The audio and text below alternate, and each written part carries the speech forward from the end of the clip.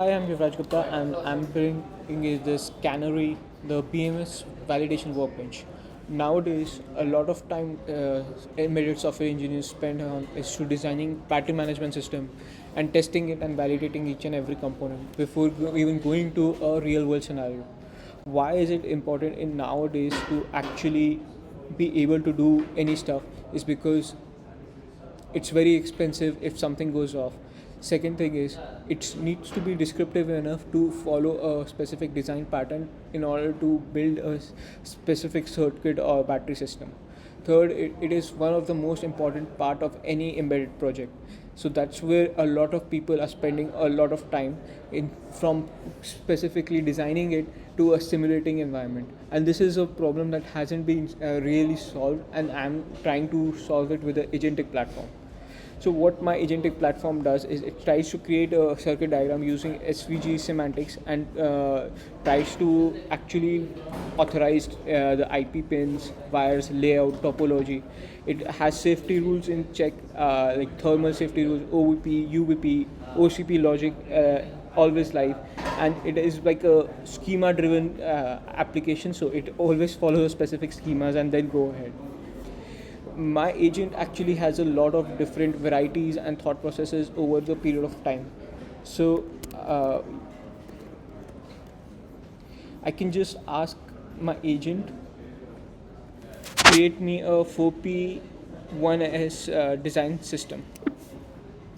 So it will now start creating a design system. This design system will be the way that this whole system will be actually going.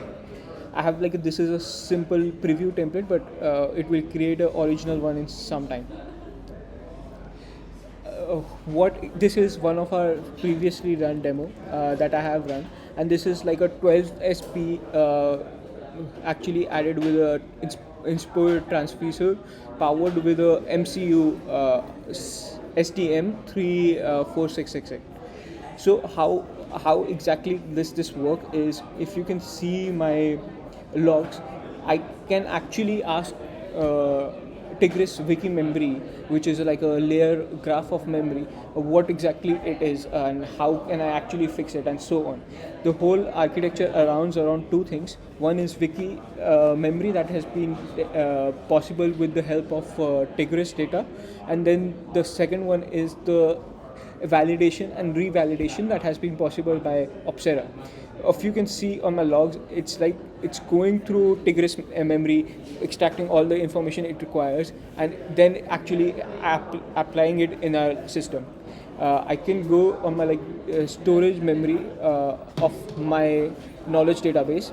You can see there is different kind of files like wiki memory, the schema, the raw files that has been attached as a thought process. Over here they're like files, BQ 76 PDF. This is like a, if I go on this PDF, this is like a crazy PDF which will have all the things one by one, system, what design it should have, pin comparison and all that. That's very important in real use case scenario. And when you go on my Opsera dashboard, I've run 57 calls today. What that's not interesting is the custom instructions I've set up for the three different agents I've actually run in this environment.